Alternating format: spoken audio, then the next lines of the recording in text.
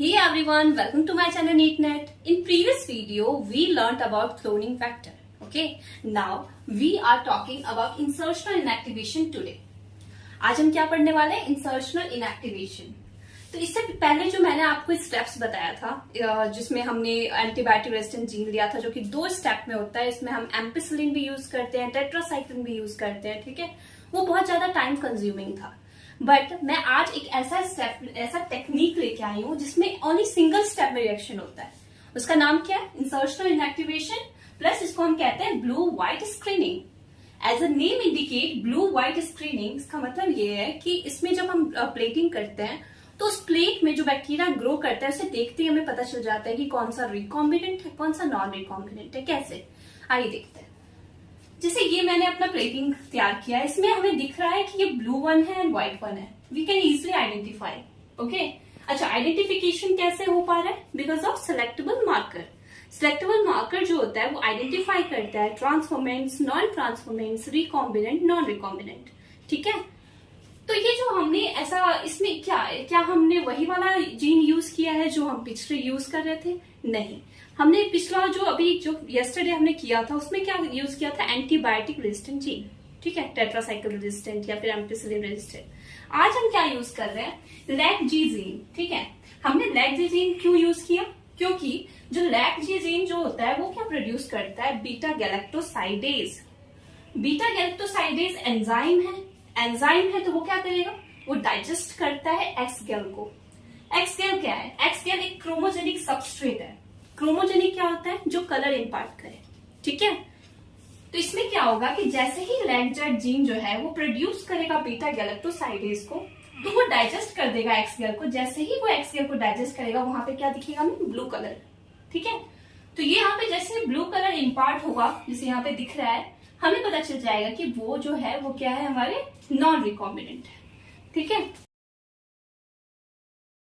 हम इसके स्टेप्स देखते हैं। अच्छा, पहले हमने क्या प्लाज्मिड यूज किया था? PBr 322 बोलते हैं, 322। एंड अब जो हम यूज कर रहे हैं PUC प्लाज्मिड यूज कर रहे हैं। PUC प्लाज्मिड हमने यूज किया, इसमें लैक-जी है और प्लस एम्पिसिलिन रेजिस्टेंट है।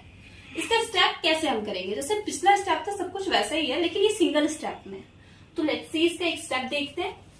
जैसे हमने PUC प्लाज्मिड में अपना जीन ऑफ इंटरेस्ट इसमें इंसर्ट किया, तो सर्कमस्टेंसेस क्या है कि या तो कट होगा या कट नहीं होगा, है ना? अगर कट वहां पे नहीं लगता है, मतलब यहाँ पे कोई भी क्लोनिंग साइट नहीं है, तो उस टाइम पे क्या होगा कि हमें पता चल जाएगा कि ये नॉन रिकॉम्बिनेंट है। इट मीन्स इसमें हमारा जीन ऑफ इंटरेस्ट नहीं है। क्लियर है? नाउ सेकेंड वन, इसमें क्या है? इसमें क्लोनिंग साइट है, तो इसमें हमारा जीन ऑफ इंटरेस्ट जो है वो है। और जब हम जीन ऑफ इंटरेस्ट अपना ऐड कर देते हैं या फिर लाइगेट कर देते हैं with the help of DNA ligase, तो यहाँ पे हम इसे क्या बोलेंगे? रिकॉम्बिनेंट। क्लियर है? नाउ रिकॉम्बिनेंट, अब हम इसको, ये तो हमें पता चल गया, ठीक है ये रिकॉम्बिनेंट है, लेकिन कौन सा ट्रांसफॉर्मेंट्स है, कौन सा नॉन ट्रांसफॉर्मेंट्स है, उसके लिए हम आगे स्टेप फर्दर करते हैं। जैसे ही हमने इसको इकोलाई में डाला, होस्ट में डाला, तो कुछ तो एक तो ऐसा है इकोलाई जो कुछ भी नहीं रहेगा, कोई जीन उसमें इंसर्ट नहीं होगा। ठीक है, तो वो पहले ही रेस से बाहर है, नॉन ट्रांसफॉर्मेंट्स है वो।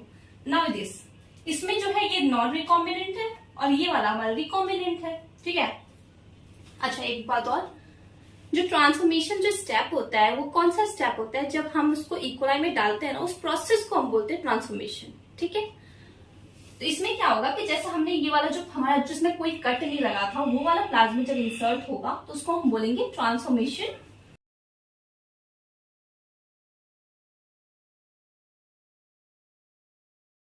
ओके, तो ये वाला जो है ये क्या है? इसमें ट्रांसफॉर्मेशन हुआ प्लस रिकॉम्बिनेंट आया। ठीक है, और इस वाले में ट्रांसफॉर्मेशन हुआ और इसमें नॉन रिकॉम्बिनेंट प्लाज्मिड जो है उसने एंटर किया है।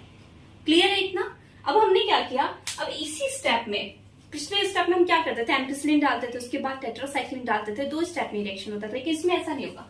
इसमें डायरेक्ट हम जो ये वाला NAC की प्लेटिंग अगर करेंगे तो, और इसमें लैक-जी जीन है वो इंसर्ट करेंगे, तो हमें क्या दिखेगा कि जो प्लेटिंग अगले मॉर्निंग में जब हम उस प्लेट को देखेंगे जिसमें बैक्टीरिया बहुत सारे ग्रो हो जाएंगे, उसमें हमने देखा कि लैक-जी जीन डालने की वजह से जो हमारा ब्लू कलर कॉलोनी शो कर रहा है वो हमारा नॉन रिकॉम्बिनेंट है, और जो व्हाइट कलर कॉलोनी शो कर रहा है वो हमारा रिकॉम्बिनेंट है। ठीक है, अच्छा क्यों है ऐसा? तो मैं एक बार लिख देती हूँ।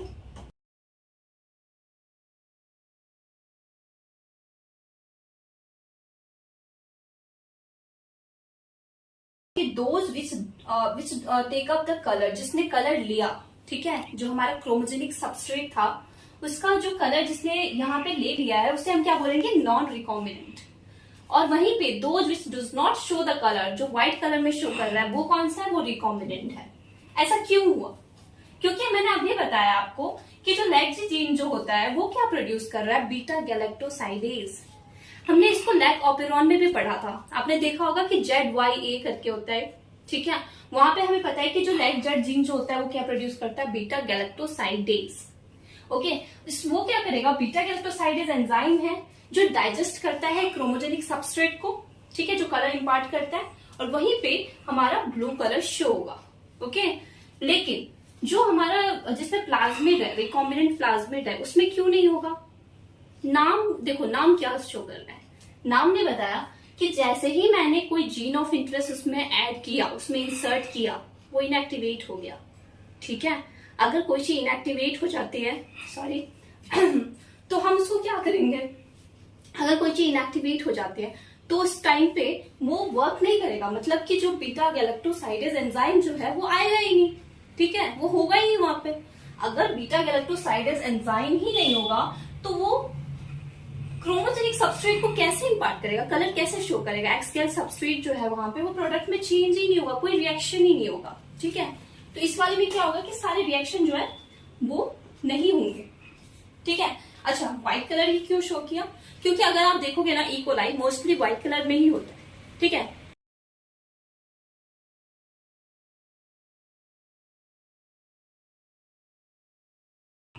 तो ई कोलाई जो है मोस्टली उसका कलर क्या होता है, व्हाइट, इसलिए यहाँ पे जो कॉलोनी है ना, जो रिकॉम्बिनेंट की जो कॉलोनी है वो व्हाइट ही है, ठीक है। तो इसमें हमने क्या सीखा अभी,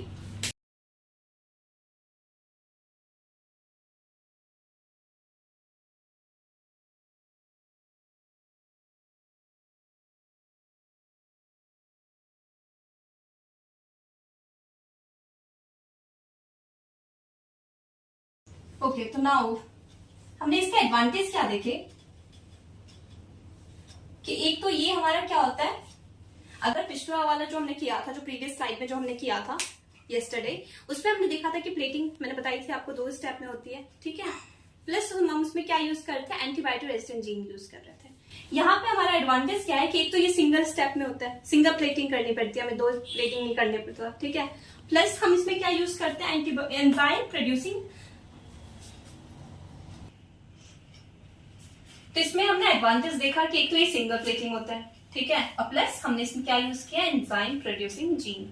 तो ये बस इतना ही था इंसर्शन इनएक्टिवेशन। आपको 2 चीज याद रखना चाहिए इसमें कि एक तो ये जैसे ही हमने इसमें जीओआई जो अपना जीन ऑफ इंटरेस्ट था जब उसको इंसर्ट किया तो वो इनएक्टिवेट हो गया, ठीक है।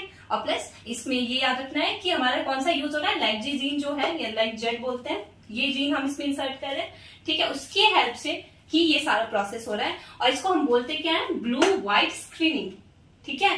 तो ब्लू व्हाइट स्क्रीनिंग अगर आपको क्वेश्चन पूछता है इससे रिलेटेड तो आपको यही वाला टेक्निक यूज करना है, ठीक है। सबको क्लियर होगा आई होप। और प्लस ये वाला जो है ये नॉन रिकॉम्बिनेंट है, और जो व्हाइट कलर कॉलोनी जो है वो रिकॉम्बिनेंट है।